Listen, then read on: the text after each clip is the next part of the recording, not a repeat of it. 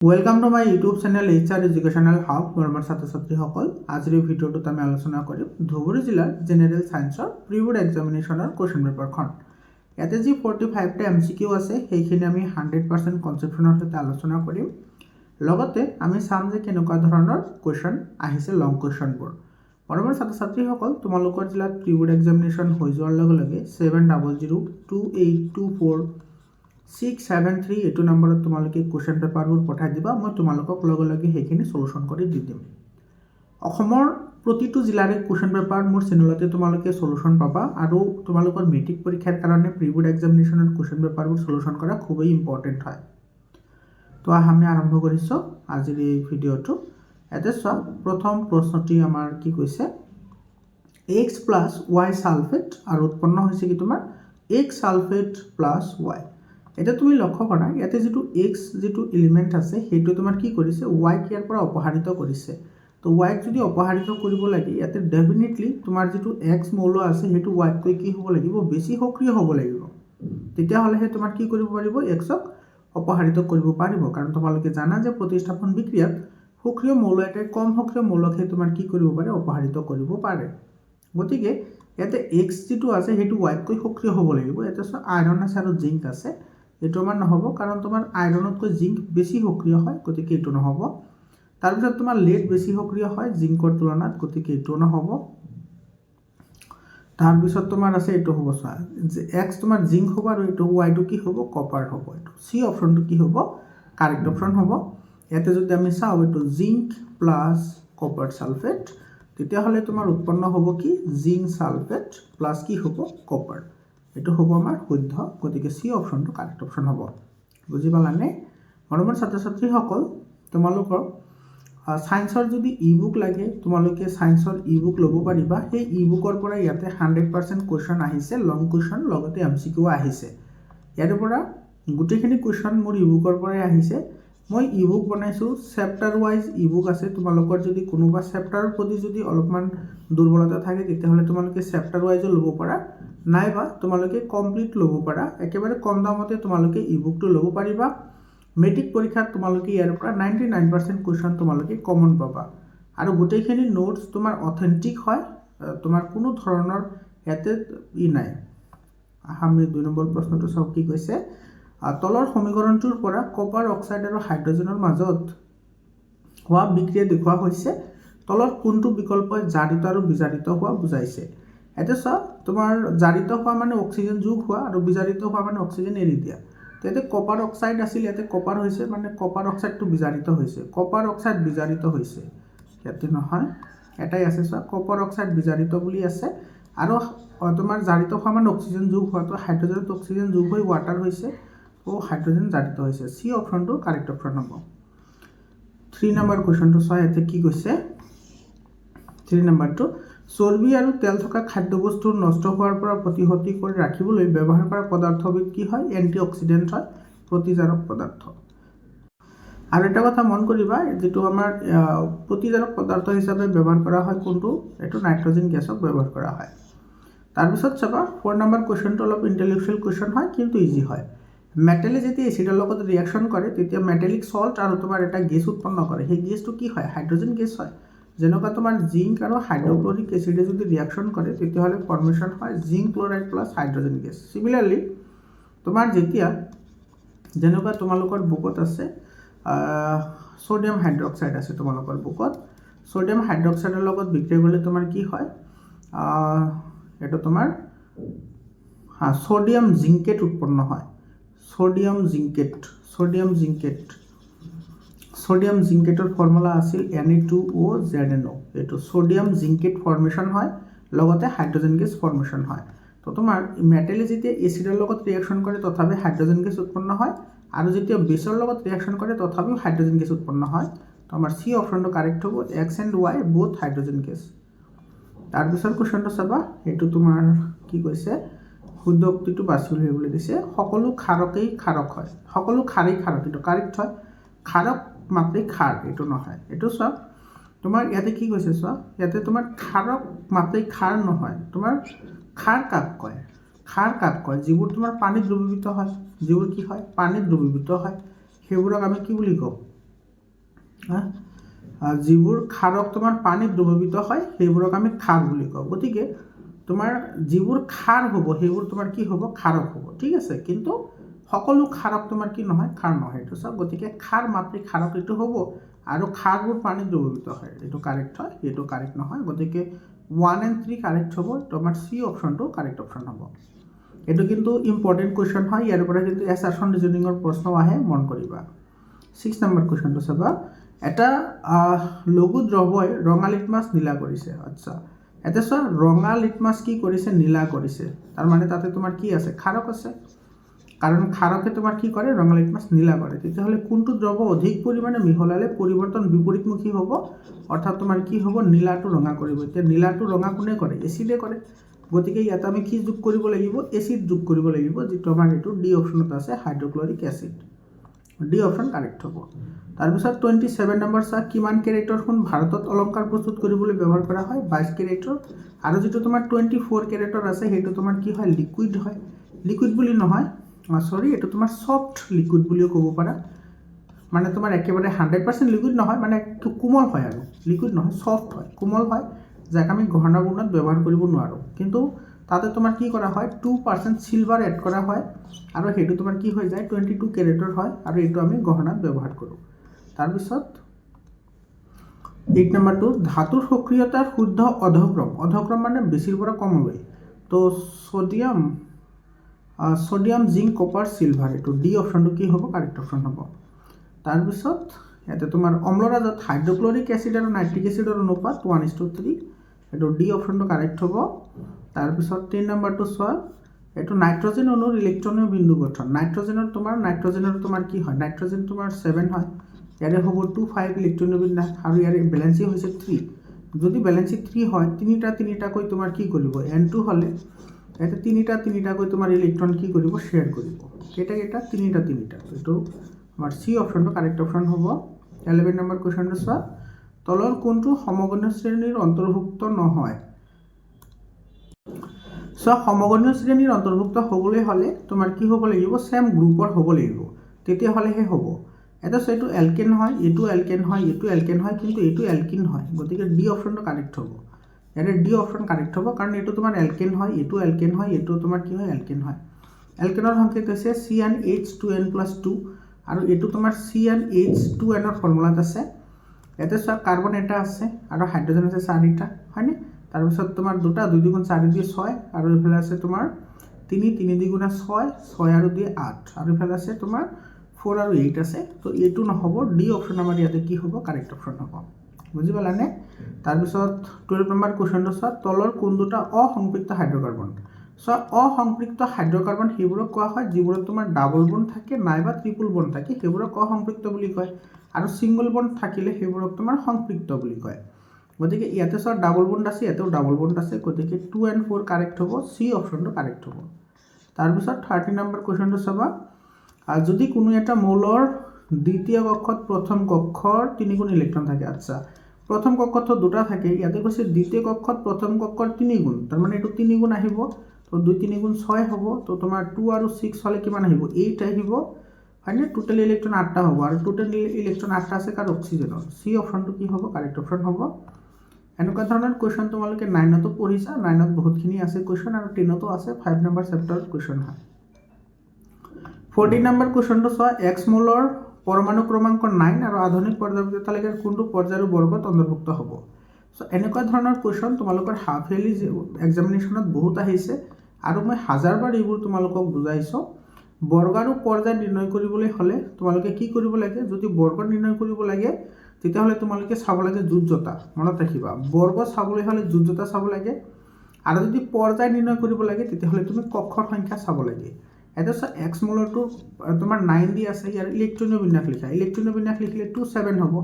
গতিকে ইয়াতে কক্ষ কেইটা আছে, 2টা আছে, 2 আৰু 7 2টা আছে, গতিকে এইটো আৰু এইটোতো নহ'ব, এইটো আৰু এইটো নহ'ব।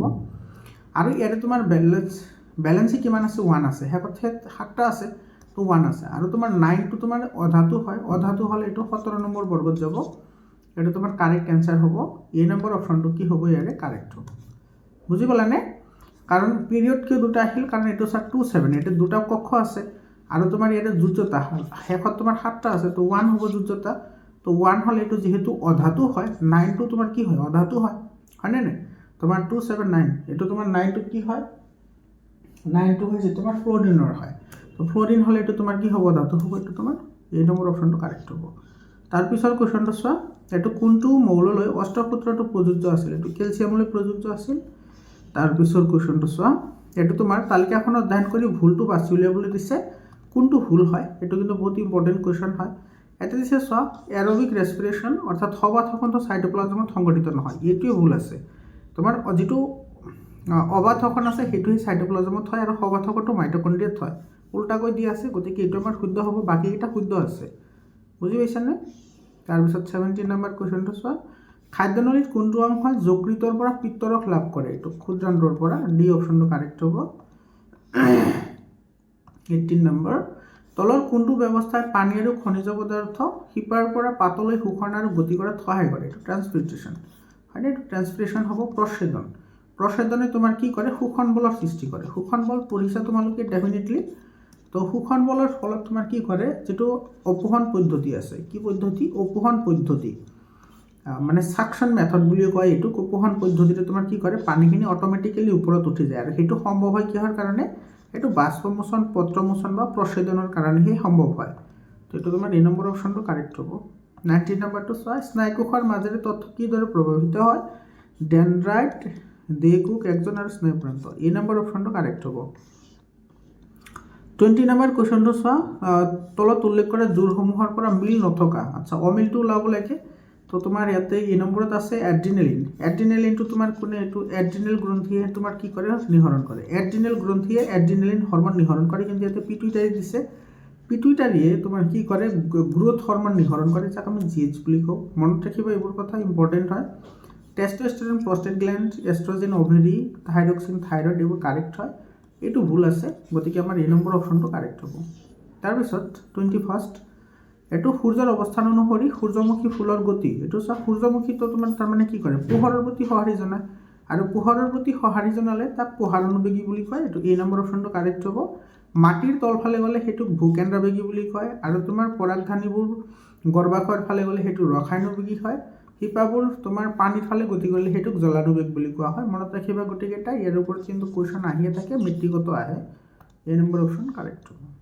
22 নম্বৰ প্ৰশ্নটো এইটো ৰসগোল্লা প্ৰশ্ন হয় একেবাৰে এজন খেতিয়কে তেওঁৰ পথাৰত ইতিমধ্যে থকা কলগছৰ সৈতে একে চৰিত্ৰগত বৈশিষ্ট্য সম্পন্ন পুলি উৎপন্ন কৰিব বিচাৰিছে তাৰ কাৰণে তুমি কি পদ্ধতি ব্যৱহাৰ কৰিবা এতে চোৱা তোমাৰ এজ ইট ইজ বনাব বিচাৰিছে ঠিক আছে এজ ইট ইজ এটো চোৱা plants already available in the genetically similar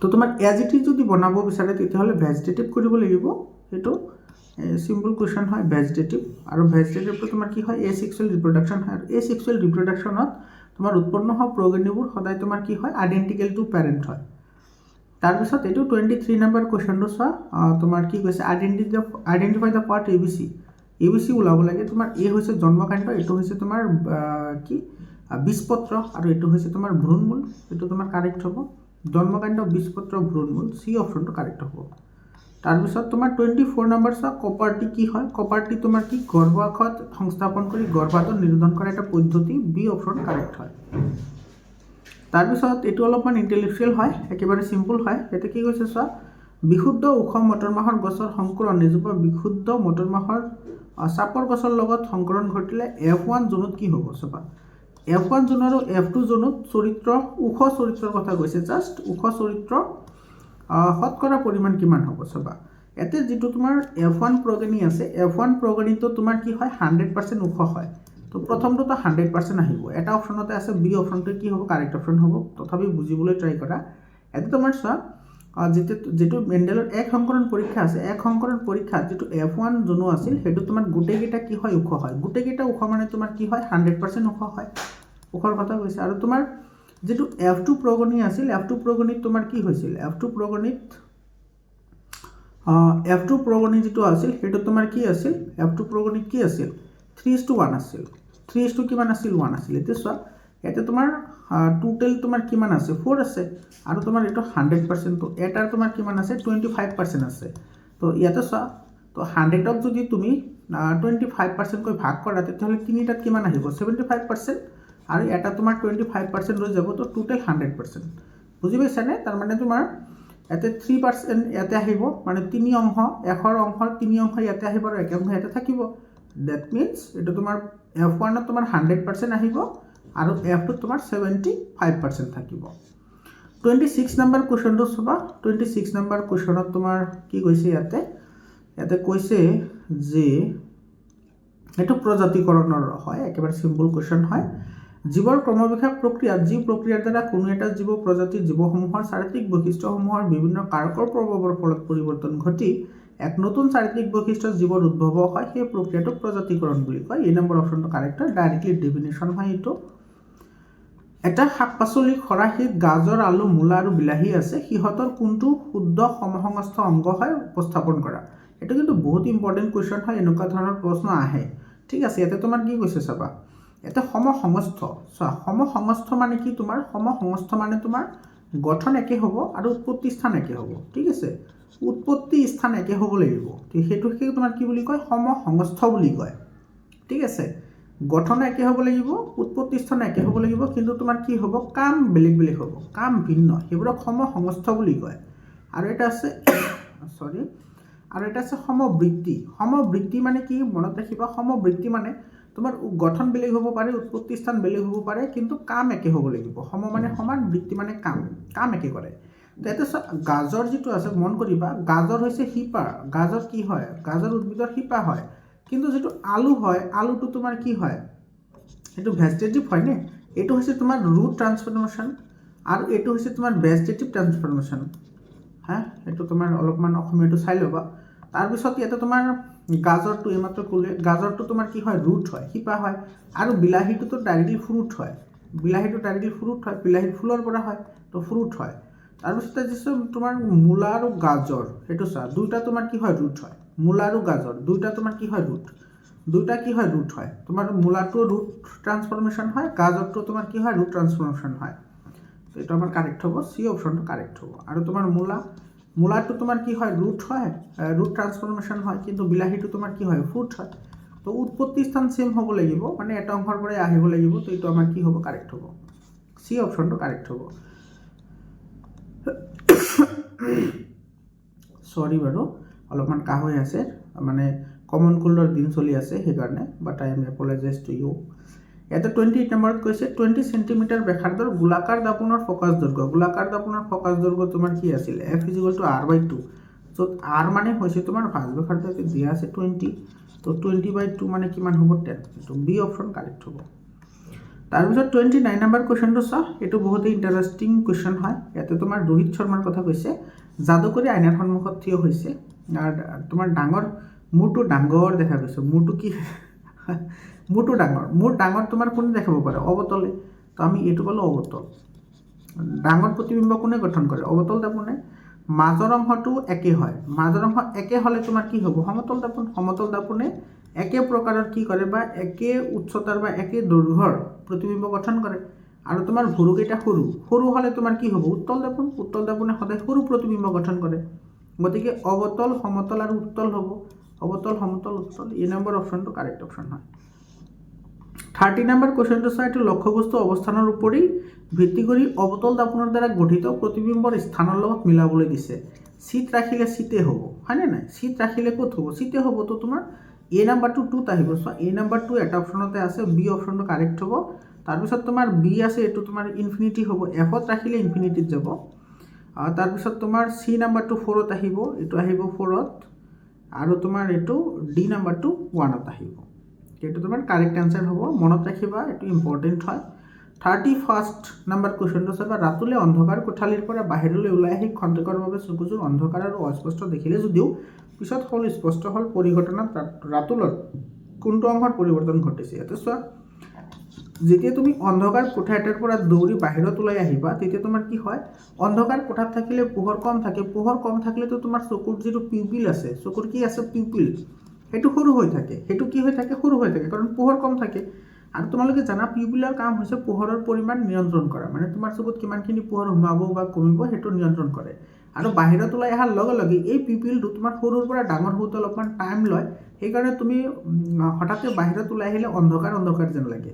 তো তো ইয়াতে কৈছে কোনটো অংকৰ পৰিৱৰ্তন ঘটিব পিপিলৰ চি অপশ্যন কাৰেক্ট অপশ্যন হয় ইম্পৰ্টেণ্ট হয় মনত ৰাখিবা এনেকুৱা ধৰণৰ কুৱেশ্যন আহে পৰীক্ষাত 32 নম্বৰ এছাৰশ্যন ৰিজনৰ কুৱেশ্যন হয় বয়সৰ লগে লগে চকুৰ উপযোজন ক্ষমতা হ্ৰাস পায় এইটো ঠিক ঠাক এইটো ঠিক আছে কাৰণ কি তোমাৰ যেটো লেন্সৰ স্থিতিস্থাপকতা হ্ৰাস পায় স্থিতিস্থাপকতা মানে তোমাৰ হেতু ডিক্ৰিজ এইটো তোমাৰ ৰিজনত কৈছে the elasticity of the I lens এইটো তোমাৰ কি হয় কমি যায় এইটো ঠিক ঠাক এইটো কাৰণ তোমাৰ ঠিকে আছে গতিকে এছাৰশ্যন ৰিজন দুটা শুদ্ধ হ'ব লগতে ৰিজনটো এছাৰশ্যনৰ শুদ্ধ ব্যাখ্যা হ'ব এ নম্বৰ অপশ্যনটো কাৰেক্ট হ'ব আৰু এটা কথা মনত ৰাখিবা স্থিতিস্থাপকতা যিটো গুণ সেইটো কিহৰ দ্বাৰা নিয়ন্ত্ৰিত হয় এইটো চিলিয়াৰী মাছল অৰ্থাৎ চিলিয়াৰী পেশীৰ দ্বাৰা তোমাৰ এইটো নিয়ন্ত্ৰিত হয় তাৰপিছত 33 নম্বৰ কুৱেশ্যনটো চাবা তলৰ কোনবোৰ পোহৰৰ পৰিঘটনা ৰামধেনু ঘটনাৰ লগত জড়িত ৰামধেনু ঘটনাৰ লগত জড়িত কি আছিল refraction dispersion internal reflection D option correct হ'ব ইম্পৰ্টেণ্ট কুৱেশ্যন হয় মনত ৰাখিবা এডাল 34 নম্বৰ চোৱা এডাল পৰিবাহী তাৰৰ দুই মূৰৰ মাজত 2 কুলম্ব আধান আচ্ছা কিউ দিয়া আছে 2 কুলম্ব চালিত হোৱাৰ ফলত 14 জুল কাৰ্য কৰিলে আচ্ছা কাৰ্যৰ পৰিমাণ দিয়া আছে কিমান 14 জুল তেতিয়াহ'লে দুই মূৰৰ মাজত বিভৱবেদ কি হ'ব তোমাৰ v কি আছিল w/q আছিল তো 14/2 মানে 7 হয় এই ইমান লাড্ডু প্ৰশ্ন দিছে এইটো 7 নম্বৰ কুৱেশ্যন ভাবিছিল অলপমান দীঘল হ'ব নাই দীঘল হোৱা সৰু হেই হয় কুৱেশ্যন বিভৱবেদ ওলাবলৈ দিছে তো 14/2 হ'ব 7 হ'ব ডি অপশ্যন কি হ'ব কাৰেক্ট অপশ্যন হ'ব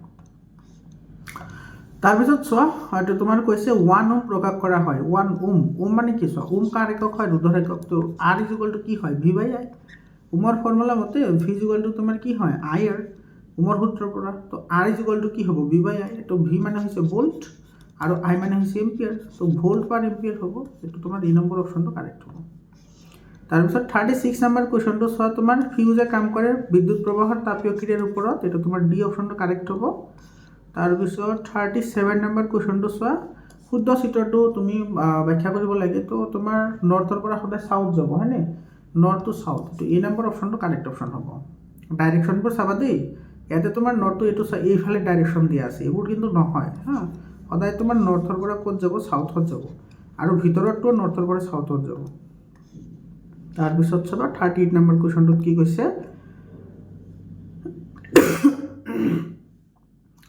পোন সলিনয়ডৰ ভিতৰৰ প্ৰবাহিত চুম্বকীয় ক্ষেত্ৰ সদায় একেই হয় এটো সকলো বিন্দুতে সেম হয় সি অপশ্যন কাৰেক্ট হ'ব 39 নম্বৰ কুৱেশ্যনটো চা বৈদ্যুতিক জেনাৰেটৰ কি কৰে বৈদ্যুতিক জেনাৰেটৰে তোমাৰ যান্ত্ৰিক শক্তিক বিদ্যুৎ শক্তিলৈ ৰূপান্তৰ কৰে ডি অপশ্যন কাৰেক্ট অপশ্যন হ'ব তাৰপিছত 40 নম্বৰত কৈছে জীৱাশ্ম ইন্ধনৰ দহনৰ ফলত অধাতুবোৰৰ অক্সাইডটো সদায় আম্লিক হয় তো এই নম্বৰ অপশ্যনটো কাৰেক্ট হয় 6 7 8 9 10 পঢ়ি আহিছে এইবোৰ 6তো আছে সায়েন্সত 41 নম্বৰ বৃহৎ নদীবান্ধৰ লগত জড়িত সমস্যাসমূহ কি হয় নদীবান্ধৰ লগত সমস্যা বৃহৎ পৰিমাণৰ শস্য হেৰাবলগীয়া হয় আৰু ইকোসিস্টেম নষ্ট হয় কাৰেক্ট হয় ই আৰু বি দুইটা কাৰেক্ট ডি অপশ্যন কাৰেক্ট হ'ব তাৰপিছত 42 নম্বৰ চোৱা কি কৈছে পৌষ্টিক স্তৰৰ তলৰ কোনটো শুদ্ধ ক্ৰম হয় পৌষ্টিক স্তৰ হ'লে উৎপাদক তৃণভোজী মাংসভোজী উচ্চ স্তৰৰ মাংসভোজী সি অপশ্যনটো কাৰেক্ট হ'ব 43 নম্বৰ কুৱেশ্যনটো চোৱা এতে তলত দিয়া শৃংখলাত হৰিণা নোহোৱা হ'লে কি হ'ব চোৱা এতে যদি তোমাৰ হৰিণা নাথাকিলে ঘাঁহৰ সংখ্যা বাঢ়িব বাঘৰ সংখ্যা কমিব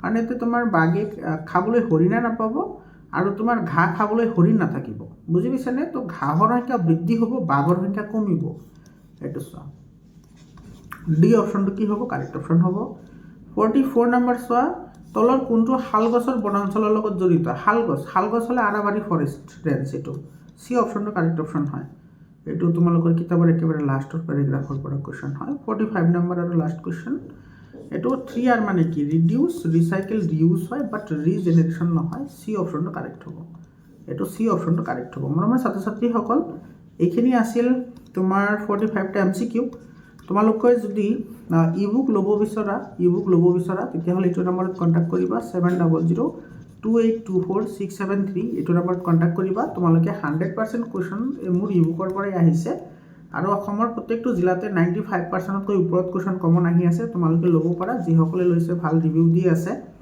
মৰমৰ ছাত্ৰ ছাত্ৰীসকল তো তোমালোকৰ ডিস্ট্ৰিক্টত এক্সাম শেষ হৈ গ'লে এইটো নম্বৰত কোৱেশ্চন পেপাৰবোৰ পঠাই দিবা বাকি যিখিনি লং কোৱেশ্চন আহিছে একেবাৰে সিম্পল লং কোৱেশ্চন আহিছে ইয়াৰ লং কোৱেশ্চনবোৰ তোমালোকে প্ৰেক্টিছ কৰিবা এইবোৰ প্ৰেক্টিছ কৰা কিন্তু তোমালোকৰ কাৰণে বহুত ইম্পৰ্টেন্ট হয় স্ক্ৰিনশ্বট মাৰি ৰাখা তোমালোকে আৰু প্ৰথমবাৰ যদি মোৰ চেনেলত আহিছা তেতিয়াহ'লে চেনেলটো ছাবস্ক্ৰাইব কৰিবলৈ নাপাহৰিবা আৰু তোমালোকৰ ছায়েন্সৰ যেতিয়া মই long question chapter wise physics chemistry আৰু বায়'লজি এনেকৈ মই 3টা পাৰ্টৰ 3টা ভিডিঅ' দিছিলোঁ আৰু তাতে কৈছিলোঁ 99% কমন কুৱেশ্যন আহিব তাৰে পৰা 100% কুৱেশ্যন আহিছে এইটোতো তোমাৰ ডাইৰেক্টলি কাৰ্যকলাপ উঠাই দিছে 5 নম্বৰ চেপ্টাৰৰ আৰু 5 নম্বৰ চেপ্টাৰৰ মই 100% কাৰ্যকলাপ ডিছকাশ্যন কৰিছোঁ তোমালোকে যদি ভিডিঅ' চোৱা নাই চাই ল'বা নাইবা তোমালোকৰ কাৰণে যিটো হোৱাটছআপ গ্ৰুপ বনোৱা হৈছে হোৱাটছআপ গ্ৰুপৰ যিটো লিংক আছে সেইটো মই কমেণ্ট ছেকশ্যনত দি দিছোঁ হোৱাটছআপ গ্ৰুপত জইন হোৱা মই ভিডিঅ'ৰ লিংক শ্বেয়াৰ কৰি দি দিম ঠিক আছে তো এইখিনি চোৱা তোমাৰ একদম ইজি কুৱেশ্যন আহিছে লং কুৱেশ্যনখিনি বহুত ইজি হৈছে এক্সামত ইমান ইজি আহিব নে নাহিব মই ইমান নাজানো কিন্তু ইজি আৰু টান দুটা আহিব বাট তোমাৰ ইয়াতে বেছি ইজি আহিছে লং কুৱেশ্যনকেইটা বেলেগ বেলেগ জিলাত কিন্তু ইমান ইজি কুৱেশ্যন অহা নাই তোমালোকে চাব পাৰা আমাৰ কামৰূপ মেট্ৰ' জিলাৰ কুৱেশ্যনটোও চাব পাৰা মই সলিউশ্যন কৰি দিছোঁ অলৰেডি তো আজিৰ কাৰণে এইখিনিয়ে আকৌ লগ পাম বেলেগ এটা ভিডিঅ'লৈ ধন্যবাদ